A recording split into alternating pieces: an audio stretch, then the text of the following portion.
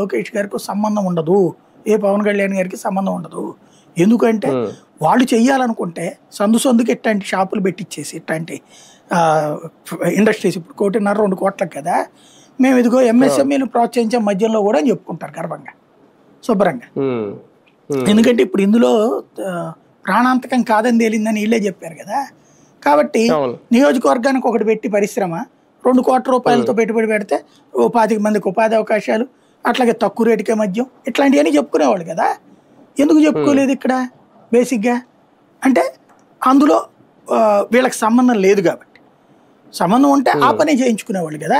ఇంకా డబ్బులు 2 కోట్ల రూపాయలతో నువ్వు ఫ్యాక్టరీ పెట్టి నాకు నెలకు 50 కోట్లు పంపించారంటే పంపిస్తారు కదా. వీళ్ళు నెలకు కనీసం 10 కోట్లు పంపించమంటే పంపించగలరు కదా.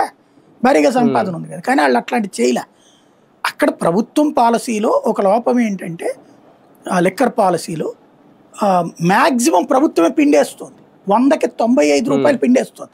5 రూపాయలు షాప్ ఒకటి తినాలా, బెల్ట్ షాప్ ఒకటి తినాలా, ఇదే బెల్ట్ షాప్ ఒకటి అంటున్నా, ఎక్సైజ్ ఒకటి తినాలా, ఎమ్మెల్యే క్యాండిడేట్లు తినాలి. ముగ్గురు కలిసి 5 రూపాయలు సరిపోవట్లేదు. కాబట్టి మొదట ట్యాక్స్ లేని లెక్కర్ తీసుకురావడం బిగిన్ చేశారు. అది తీసుకొస్తే ఇంకో 5 రూపాయలు తింటున్నారు కానీ నిరంతర కష్టం నష్టం అయితే నడుస్తుంది. కాబట్టి అలాంటి వాళ్ళకి ఇది ప్రత్యామ్నాయం. అందుకనే తెలుగుదేశం వాళ్ళే తీసుకొచ్చింది.